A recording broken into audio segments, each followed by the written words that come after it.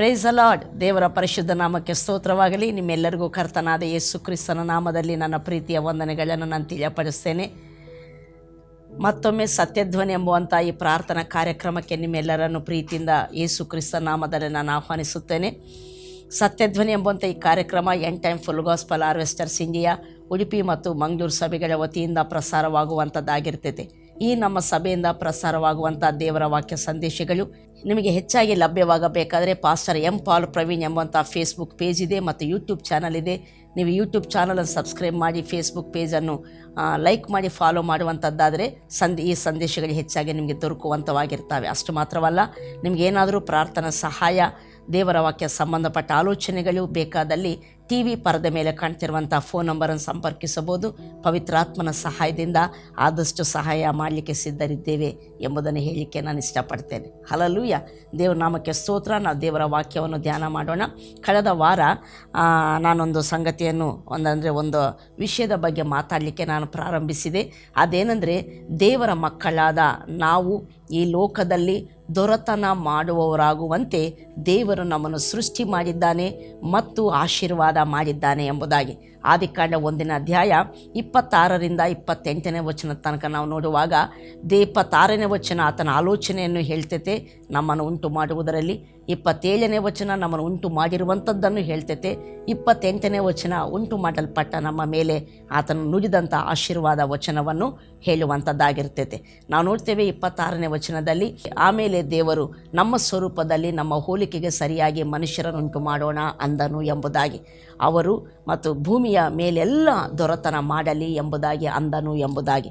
27ನೇ ವಚನ ಹೇಳ್ತೈತೆ, ದೇವರು ಮನುಷ್ಯನನ್ನು ತನ್ನ ಸ್ವರೂಪದಲ್ಲಿ ತನ್ನ ಹೋಲಿಕೆಗೆ ಸರಿಯಾಗಿ ಉಂಟು ಮಾಡಿದನು, ಅವರನ್ನು ದೈವ ಸ್ವರೂಪದಲ್ಲಿ ಉಂಟು ಮಾಡಿದನು, ಅವರನ್ನು ಗಂಡು ಹೆಣ್ಣಾಗಿ ನಿರ್ಮಿಸಿದನು ಎಂಬುದಾಗಿ ಹೇಳಲ್ಪಟ್ಟಿರುವಂಥದ್ದಾಗಿದೆ.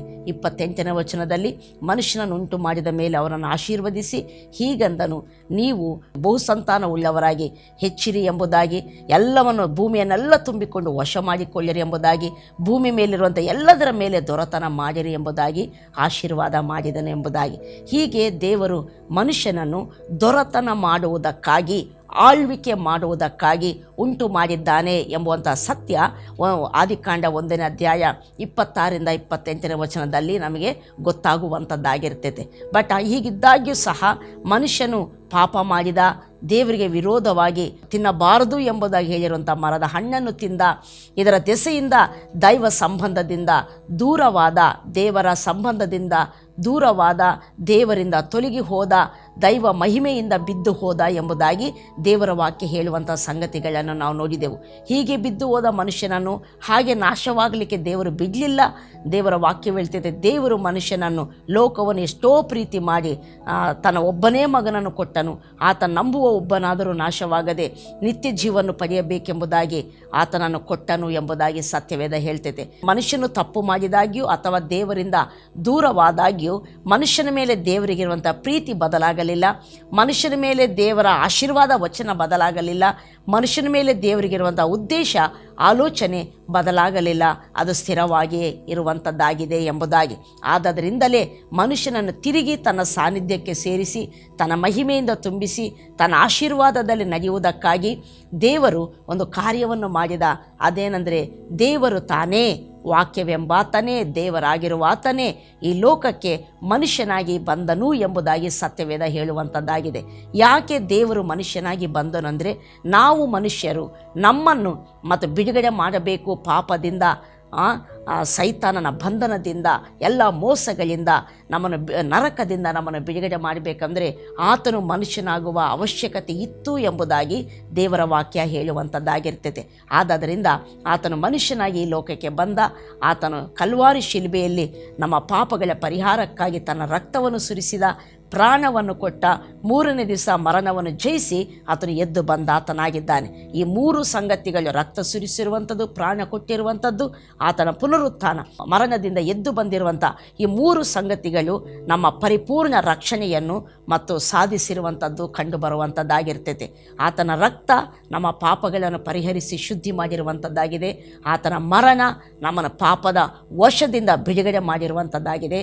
ಆತನ ಪುನರುತ್ಥಾನ ನಮ್ಮನ್ನು ದೇವರ ಮಕ್ಕಳಾಗುವಂತೆ ಮಾಡಿರುವಂಥದ್ದಾಗಿದೆ.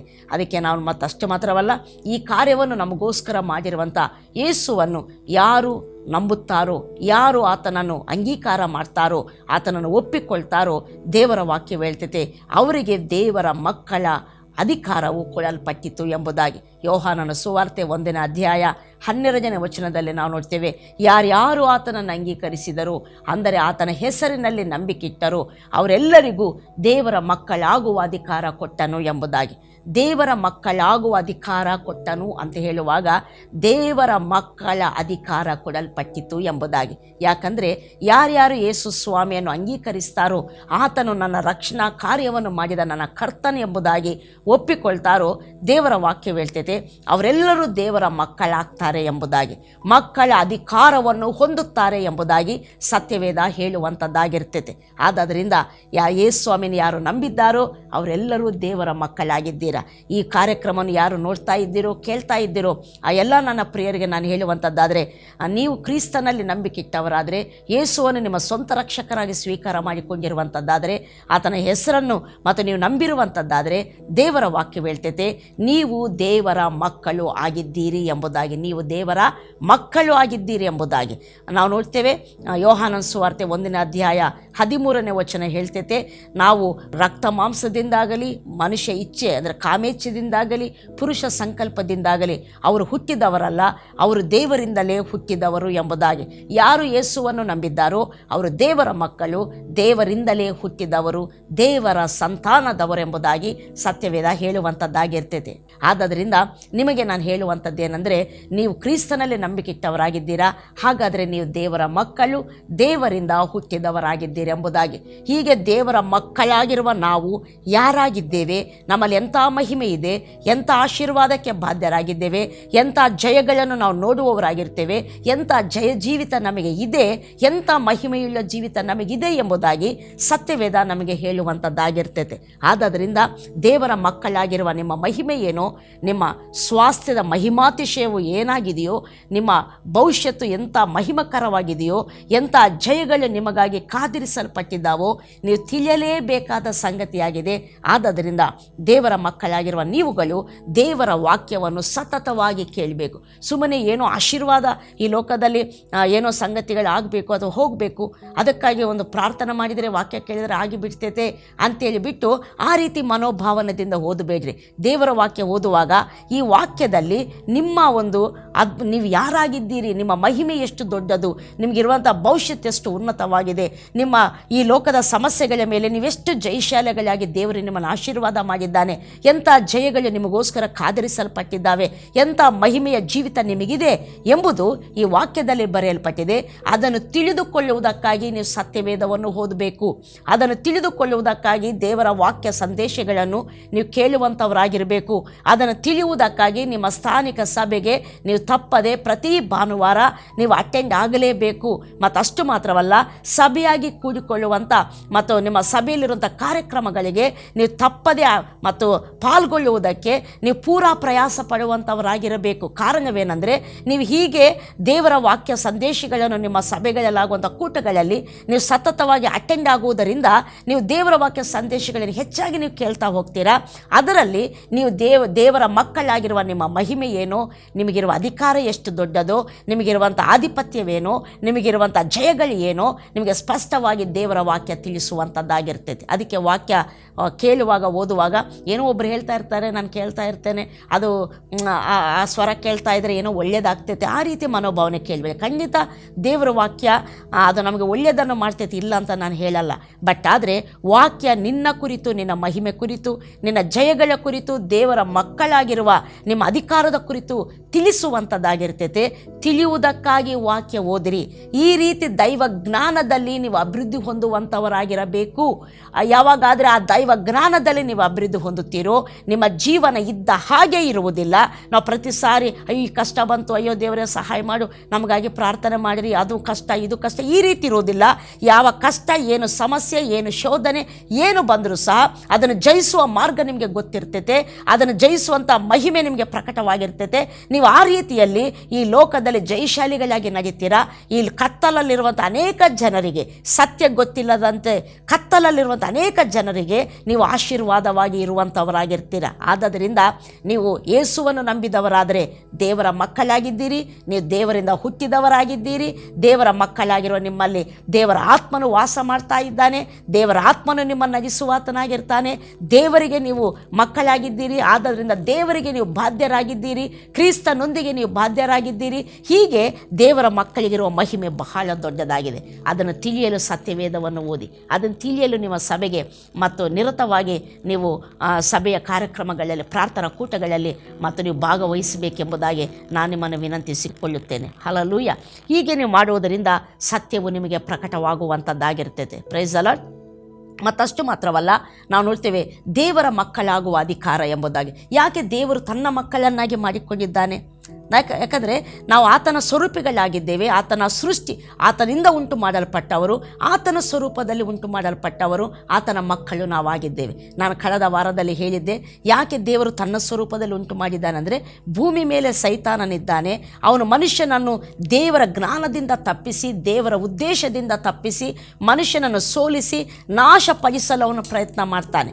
ಆ ಸೈತಾನನನ್ನು ಎದುರಿಸಿ ಜಯಿಸುವಂಥವರು ಮನುಷ್ಯನಾಗಿರಬೇಕಂದ್ರೆ, ಮನುಷ್ಯ ಯಾವುದೋ ರೂಪದಲ್ಲಿದ್ದರೆ, ಯಾವುದೋ ಜೀವವನ್ನು ಹೊಂದಿದರೆ ಅದು ಸಾಧ್ಯವಾಗುವುದಿಲ್ಲ.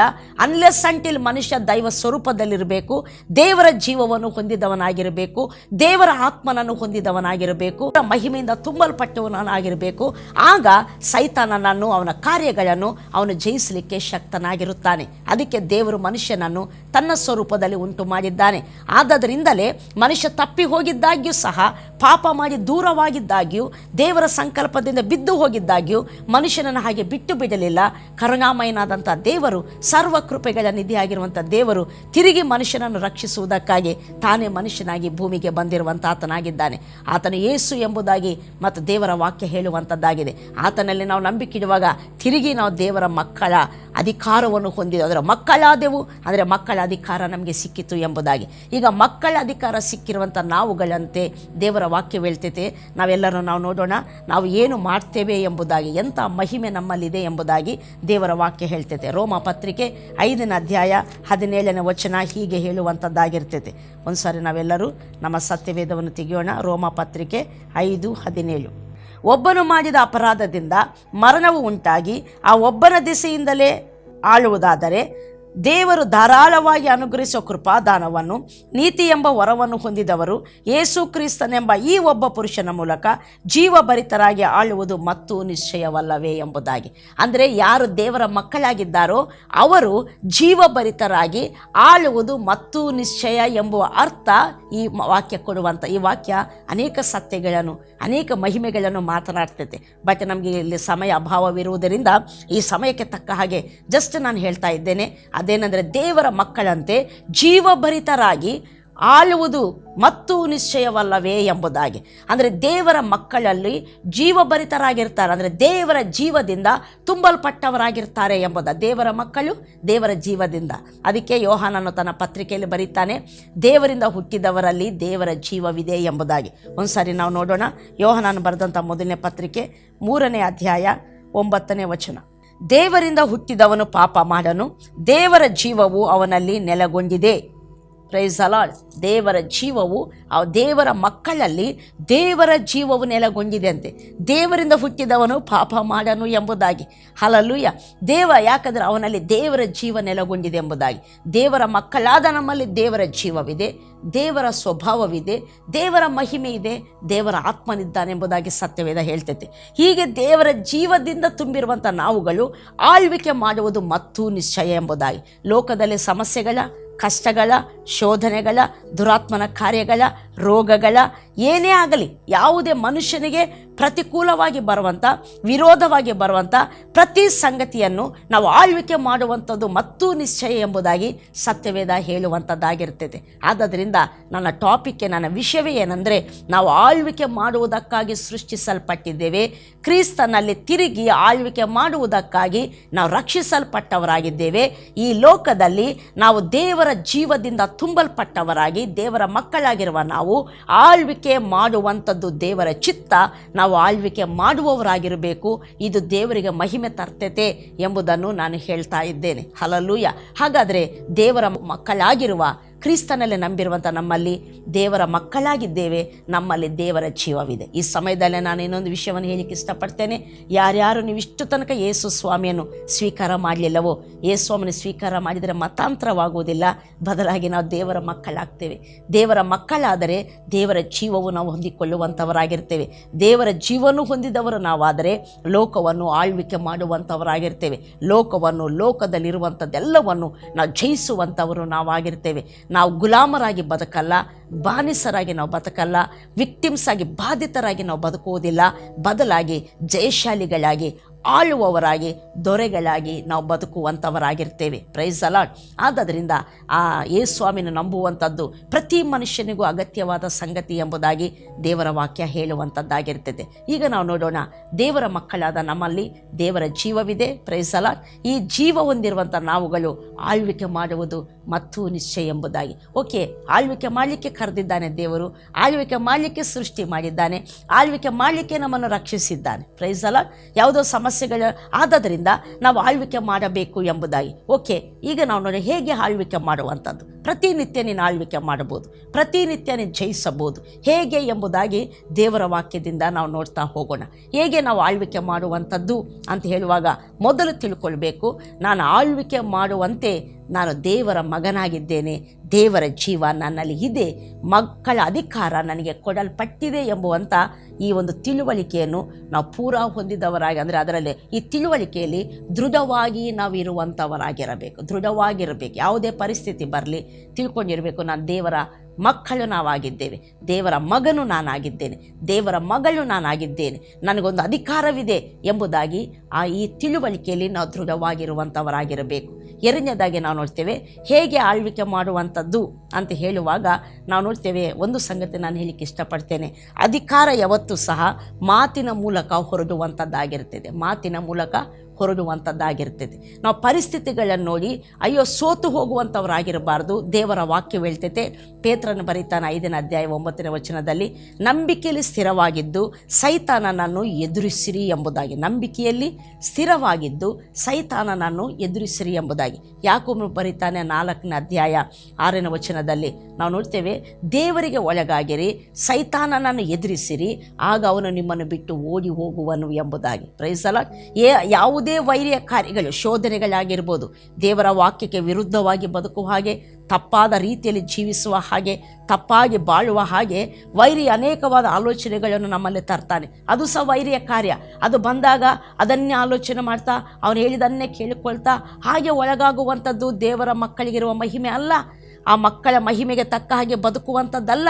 ದೇವರ ಮಕ್ಕಳಾಗಿರುವ ನಾವು ನಮಗಿರುವ ಮಹಿಮೆಗೆ ತಕ್ಕ ಹಾಗೆ ಬದುಕಬೇಕಂತೆ. ಅಂದರೆ ಪ್ರತಿಯೊಂದು ವೈರ್ಯ ಆಲೋಚನೆಗಳನ್ನು, ವೈರ್ಯ ತಪ್ಪಾದ ಪ್ರೇರಣೆಗಳನ್ನು, ತಪ್ಪಾದ ಯೋಚನೆಗಳನ್ನು, ತಪ್ಪಾದ ಸಂಗತಿಗಳಿಗೆ ನಡೆಸುವಂಥ ಪ್ರತಿ ಪ್ರೇರಣೆಗಳನ್ನು ನಾವು ಎದುರಿಸುವಂಥವರಾಗಿರಬೇಕು. ಅದೇನೆಂದರೆ, ಸೈತಾನ ನನ್ನನ್ನು ಬಿಟ್ಟು ತೊಲಗು, ಎಲ್ಲ ಕೆಟ್ಟ ಆಲೋಚನೆಯೇ ತೊಲಗಿ ಹೋಗು, ನಾನು ಇದನ್ನು ನೆರವೇರಿಸಲಿಕ್ಕೆ ನಾನು ಅದಕ್ಕೆ ಸಂಬಂಧಪಟ್ಟ ವ್ಯಕ್ತಿಯಲ್ಲ, ನಾನು ದೇವರ ಮಗನಾಗಿದ್ದೇನೆ, ದೇವರ ಚಿತ್ತವನ್ನು ಪೂರೈಸುವುದಕ್ಕೆ ಮಾತ್ರ ಈ ಲೋಕದಲ್ಲೇ ನಾನಿದ್ದೇನೆ ಎಂಬುದಾಗಿ ಆ ಶೋಧನೆಯನ್ನು, ಆ ಪ್ರೇರಣೆಯನ್ನು, ದುಷ್ಪ್ರೇರಣೆಯನ್ನು ನಾವು ಯೇಸು ನಾಮದಲ್ಲಿ ಗದರಿಸುವಂಥವರಾಗಿ, ಅದರ ನಮ್ಮ ಬಾಯ ಶಬ್ದದಿಂದ, ನಮ್ಮ ಅಧಿಕಾರ ಇರುವುದರಿಂದ ಅಧಿಕಾರದಿಂದ ಅದನ್ನು ನಾವು ಎದುರಿಸಬೇಕು. ದೇವರ ವಾಕ್ಯ ಹೇಳ್ತೈತೆ, ಸೈತಾನನನ್ನು ಎದುರಿಸಿರಿ, ಆಗ ಅವನು ನಿಮ್ಮನ್ನು ಬಿಟ್ಟು ಓಡಿ ಹೋಗುವನೆಂಬುದಾಗಿ. ಅದರ ಮೇಲೆ ನಾವು ಜಯ ಕಾಣುವಂಥವರಾಗಿರುತ್ತೇವೆ. ನಾವು ನೋಡ್ತೇವೆ, ಯೇಸು ಸ್ವಾಮಿ ಸಹ ಈ ಲೋಕದಲ್ಲಿದ್ದಾಗ ಆತನು ತಾನು ಮರಣ ಹೊಂದುವಂಥದ್ದನ್ನು ಮುಂಚಿತವಾಗಿ ಸೂಚಿಸುವಾಗ ಪೇತ್ರನು ಹೇಳ್ತಾನೆ, ಅಯ್ಯ ಅದು ನಿನಗೆ ದೂರವಾಗಲಿ ಎಂಬುದಾಗಿ,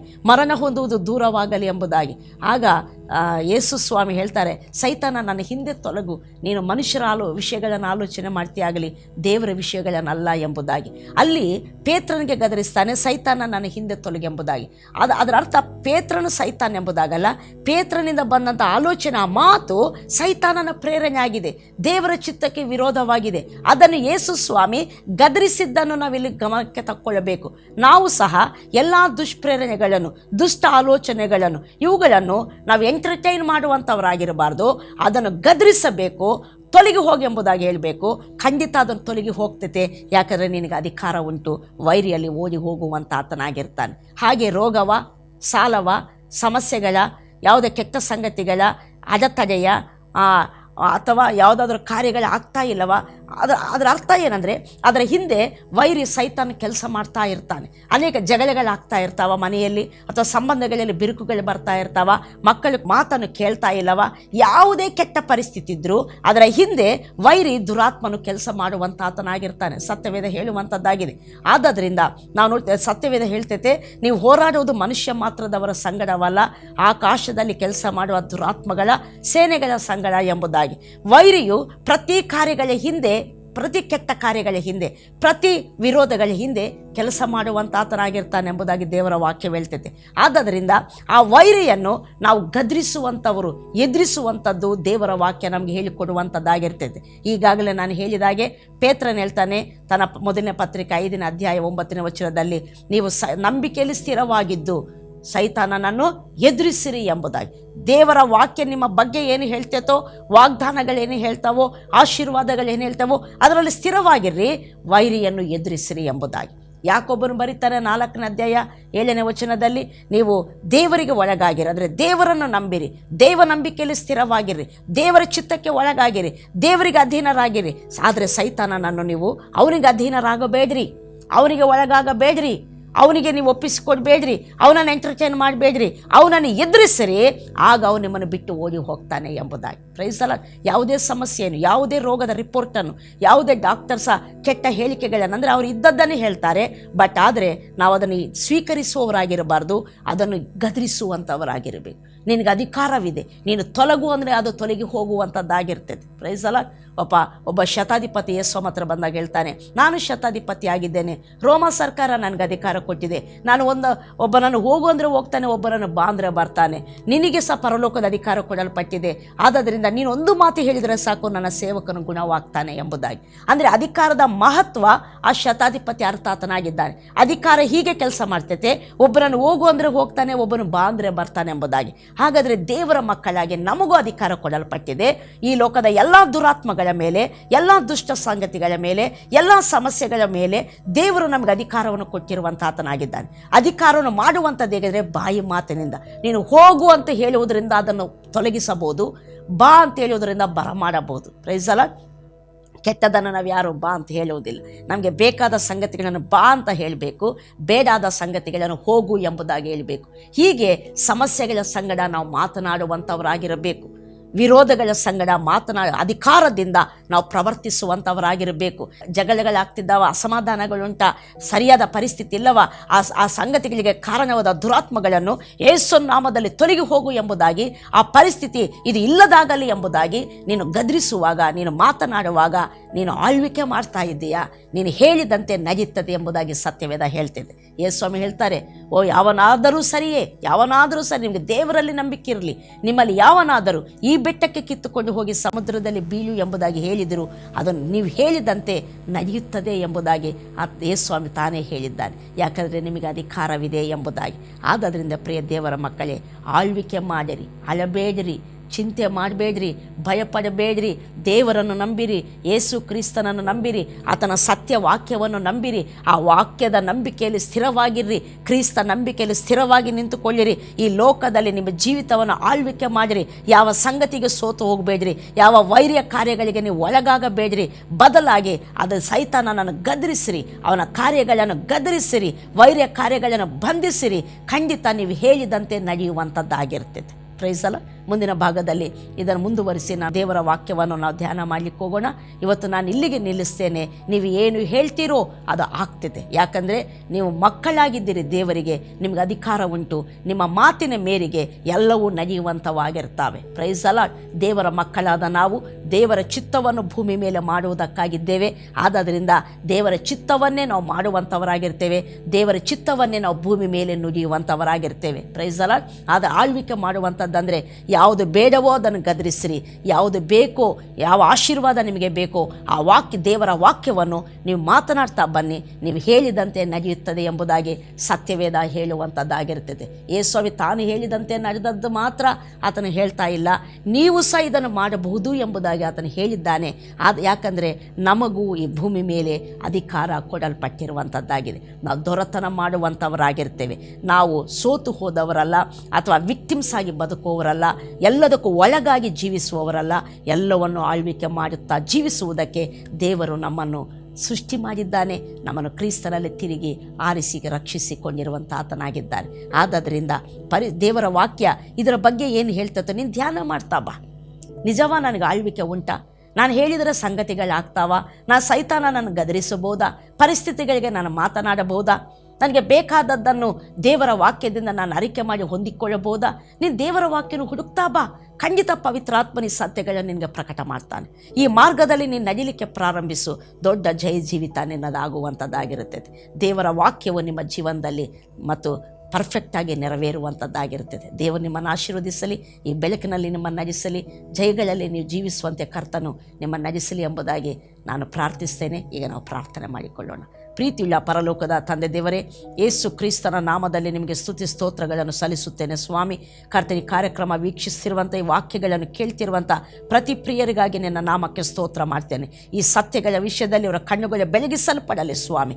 ಕರ್ತನೆ, ದೇವರ ಮಕ್ಕಳಾಗಿ ತಮಗಿರುವ ಅಧಿಕಾರವೇನೋ, ತಾವು ಮಾಡಬೇಕಾದ ದೊರೆತನವೇನೋ ಸ್ವಾಮಿ ಇವರಿಗೆ ಪ್ರಕಟವಾಗಲಿ ಎಂಬುದಾಗಿ ಪ್ರಾರ್ಥಿಸ್ತೇನೆ. ಕರ್ತನೆ ಸ್ವಾಮಿ, ನಮಗೆ ಸೈತಾನ ನಂಬಿಕೆಯಲ್ಲಿ ಸ್ಥಿರವಾಗಿದ್ದು ಸೈತಾನನ್ನು ಎದುರಿಸುವಂಥ ಅವಕದ ಪ್ರಾಕ್ಟಿಕಲ್ ಆಗಿ ಲೈಫಲ್ಲಿ ಇದನ್ನು ಕರ್ತ ಈ ರೀತಿ ದೊರೆತನ ಮಾಡುವುದಕ್ಕೆ ಪ್ರತಿಯೊಬ್ಬರೂ ನೀನು ಬಲಪಡಿಸಬೇಕೆಂಬುದಾಗಿ ಪ್ರಾರ್ಥಿಸ್ತೇನೆ ಸ್ವಾಮಿ. ನಾವು ಏನು ಹೇಳ್ತೇವೋ ಅದು ಆಗ್ತದೆ ಎಂಬುದಾಗಿ ನಿನ್ನ ವಾಕ್ಯ ಹೇಳ್ತೈತೆ. ಯಾಕಂದರೆ ನಿನ್ನ ಜೀವ ನಮ್ಮಲ್ಲಿದೆ, ನಿನ್ನ ಮಕ್ಕಳು ನಾವಾಗಿದ್ದೇವೆ, ನಮ್ಮ ಮಾತು ಎಲ್ಲವೂ ಕೇಳುತ್ತವೆ ಎಂಬುದಾಗಿ ನಿನ್ನ ವಾಕ್ಯ ಹೇಳುವಂಥದ್ದಾಗಿದೆ. ಈ ದೊರೆತನದಲ್ಲಿ ಈ ಅಧಿಕಾರದೊಂದಿಗೆ ಪ್ರತಿಯೊಬ್ಬರೂ ಜೀವಿಸುತ್ತಾ ಸ್ವಾಮಿ ಲೋಕದಲ್ಲಿ ಜಯಶಾಲಿಗಳಾಗುವಂತೆ ನಿನ್ನ ನಾಮಕ್ಕೆ ಮಹಿಮೆ ತರುವಂತೆ ಕೃಪೆಯನ್ನು ಅನುಗ್ರಹಿಸಬೇಕೆಂಬುದಾಗಿ ಪ್ರಾರ್ಥಿಸ್ತೇನೆ. ವಿಕ್ಟಿಮ್ಸ್ ಆಗಿ ಲೋಕದಲ್ಲಿ ಬದುಕದೆ, ಬಾಧಿತರಾಗಿ ಜೀವಿಸದೆ, ಎಲ್ಲದಕ್ಕೂ ಒಳಗಾಗುವವರಾಗಿಲ್ಲದೆ ಸ್ವಾಮಿ ಬೇಡವಾದ ಸಂಗತಿಗಳಿಗೆ ಎದುರಿಸುತ್ತಾ ಜಯಿಸುತ್ತಾ ಜೀವಿಸುವುದಕ್ಕೆ ಬಲವನ್ನು ನೀನು ಅನುಗ್ರಹಿಸಬೇಕೆಂಬ ಮುಖ್ಯವಾದ ಜ್ಞಾನವನ್ನು ಸ್ವಾಮಿ ನೀನು ಅನುಗ್ರಹಿಸಬೇಕೆಂಬುದಾಗಿ ನಾನು ಪ್ರಾರ್ಥಿಸ್ತೇನೆ. ನಿನ್ನ ಕೃಪೆಗೆ ಎಲ್ಲರನ್ನು ಒಪ್ಪಿಸಿಕೊಡ್ತಾ ಯೇಸು ನಾಮದಲ್ಲಿ ಪ್ರಾರ್ಥಿಸಿ ಬೇಡಿ ಹೊಂದಿದ್ದೇನೆ ಪ್ರೀತಿಯುಳ್ಳ ಪರಲೋಕದ ತಂದೆ.